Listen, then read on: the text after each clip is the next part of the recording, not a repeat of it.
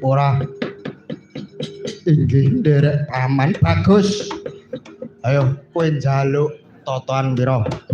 Sak miliar piye? Inggih kula nderek paman bagus. Sak triliun? Ayo kowe wani ora? Yen ora wani aku tak mulih wae. Inggih paman wantun bagus. Praon wis dipentokke pisan. Bur manuk menika menapa paman? Umpamane yen jago saka kraton Wirata kalah, Prabu Matswapati kudu lunga ngadeg tanpa kena nggawa bondo sing tegese kraton Wirata dadi regemane Kencaka nanging kosok baline lamun to jagoku si Raja Mala kalah ora mung kepatian ning guruku tak udhoke. Kok dados mengaten menika kados pundi? Wah, umparen. Cetha lamun to wong-wong elek kuwi bakal njungkengke marang kawibawane ratu. Ngrubuhke marang ngadeking negaraku sing bakal ngadili. Inggih, yen tetela kados mekaten kula namung nderek bagus. Iki wis manjer tengahing bedhug. Jago enggal diwiwiti abar liyane jago mudhun saka panggung.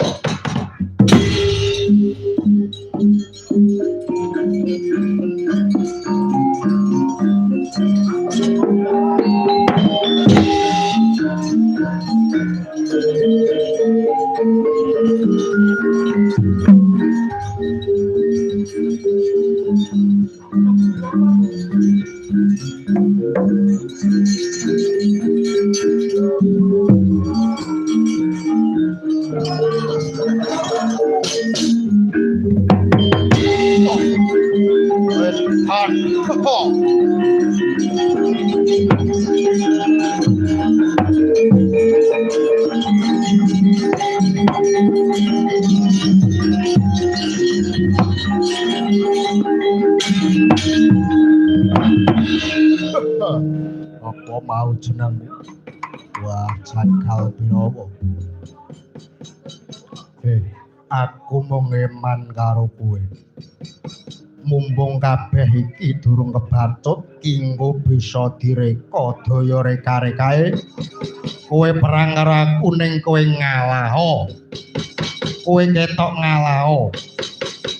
Engko nek wis rampung adon-adon jago kowe tak sangoni jalik perang miliat. Omong. Dhuwit. Iki ana rokok Marlboro Krata gelem utawa njaluk omah sing magrong-magrong utawa kowe njaluk es maca yo tak tukono. Ning yo kuwi ning kowe reka-reka kowe kalah karo aku. Tak sawang modelmu kuwi rai wong ra duwe dhuwit. Piye wani ora? Wah. Ono blabar kawat ning kene dudu papane wong nyang-nyangan anane wani apa mati. Anane urip utawa mati. Kowe wani tenan karo aku? Ora sah dadake ari. Wis munggah ning blabar kawat ora bakal mundur gelem mundur yen wis dadi batang kowe ladal. Nekat tenan bocah iki. Ketoke terbeleng utang ra iso nyaur pungkasane golek dalane pati wani tanding karo aku. Mara gage maju. Ora sah dadak kagan sumbar maju sangah kelakon tak uncatke nyawamu. Kowe ladal. Tak candak sabetke perbatang kelakon gelangsaran nyawamu.